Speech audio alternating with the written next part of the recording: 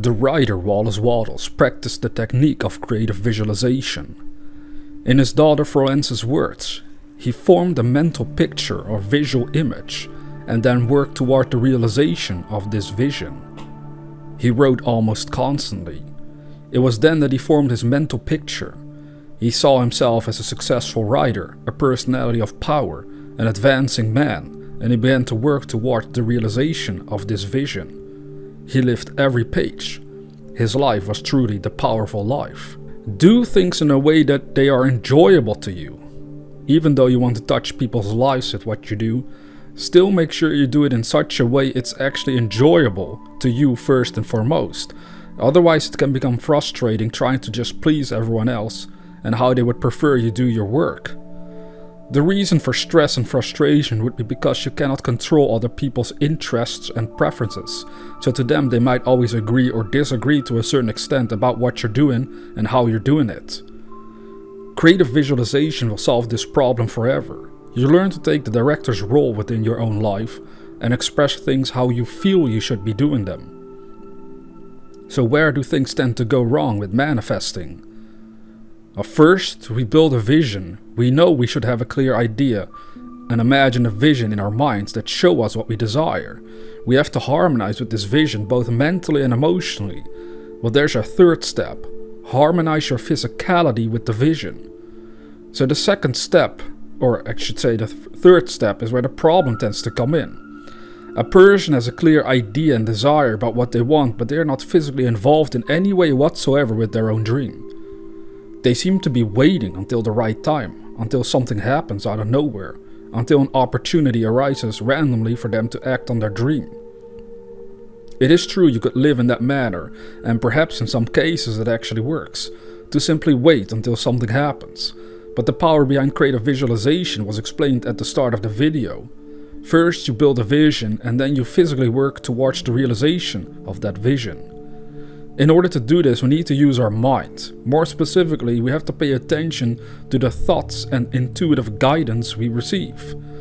So when you clearly know what you want and you feel as if it's already a reality because in some way it is, maybe it's not visible to your senses, but it's clearly visible to your metaphysical senses, well then you have to start paying attention to what guidance you are already receiving.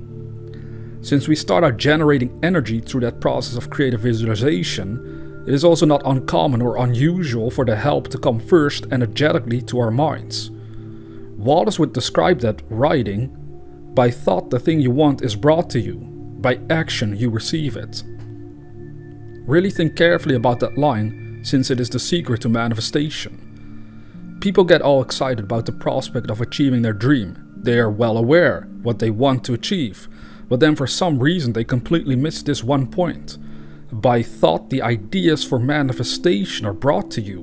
By acting on these ideas, you will receive your manifestation in physical reality. You will get to experience the dream as a physical reality.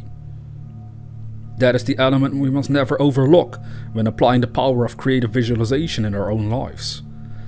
It is not complicated at all. It just means you need to shift your paradigm, or simply put, change your habitual way of living and harmonize it with your own dream and turn that into your habitual way of living instead. I have made it a habit over the years to make YouTube videos, but that wasn't always the case. I remember, for example, a decade ago I didn't yet fully focus on making YouTube content at all. I might have the idea that it could be fun to do, and I would experiment with it every now and again. But here's the thing. By thought I received ideas on how to act upon my YouTube dream, but I did not truly act on those ideas out of worries and doubts. What will people think of me, etc. So basically I didn't change my habitual way of living at all. By now I've done that, and to me it has become a habit to consider making YouTube content regularly, to keep thinking about new content I want to make and then posting them on my channel. It has become a habit, but first I had to visualize this activity in my own life and then harmonize with that vision entirely in order for it to flow with and through me to alter time-space reality. I know this all might sound a bit fancy and over the top, but ultimately you wield this same power and should keep experimenting with it until you get the results you want. If you don't get the results you wanted, always first make sure to analyze whether you truly 100% harmonized your dream with your current physical reality. If that isn't the case, that needs to be adjusted. If you feel you did everything in your physical powers to make your dream come true and still nothing happened, then analyze whether the dream is truly coming from the soul and was what you were meant to do. Perhaps you were just chasing something because you thought it was cool and not truly important on a soul level. I can guarantee you it is one of these two areas where there's something going wrong for us if we fail to manifest any particular dream. Sometimes we go about the dream in the wrong way. Sometimes we have to tweak it a little bit, and suddenly everything falls into place and the manifestation process is set in motion. Now also think back on the times in your life that you did succeed in achieving what you wanted, no matter how big or small the success seemed to be. Go back into your mind and remember how you were thinking and feeling in order for that result to occur in your life. I have analyzed some past successes of mine, and every time I succeeded, I remember I was entirely focused on the reality I wanted to manifest. I already was living from the feeling as if my dream was a reality, and I considered it a matter of time before I would see it with my physical eyes as well. I would not accept any other reality than the one I intended to manifest, and it worked. That's the kind of focus you want to apply towards your own goals. You have to be determined and focused. Your intent has to be strong and unshakable, and then you start acting on the inspired ideas that float through your consciousness. Start visualizing the kind of outcome you're after, and then let it dominate your entire consciousness. Consider it an absolute fact that this is your new reality, and your current reality will reshuffle itself into the manifestation of your dream. But remember, the dream you focus upon has to be part of your true purpose in life. It has to be felt on a deep level that you're going for something you were meant to do, and not in order to rub your own temporary ego. It can still work for goals that only rub your ego, but it won't bring you any long-term fulfillment. You are here to express your own uniqueness, and the way towards doing that can only be inspired by your own soul and the true purpose that lies behind the phenomena of your physical life.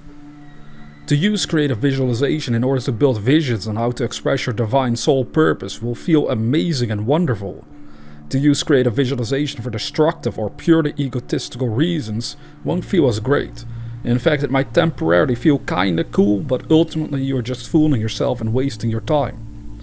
All of your effort should be focused on combining creative visualization together with your true purpose for living in this moment of time. Then you will start manifesting a great reality, not just for yourself, but for everyone else whom you've touched through the decades that you were here. Now, if you're new to this channel, consider subscribing to receive inspirational videos on a regular basis. And with that being said, dear viewer, never forget that we are the dreamers.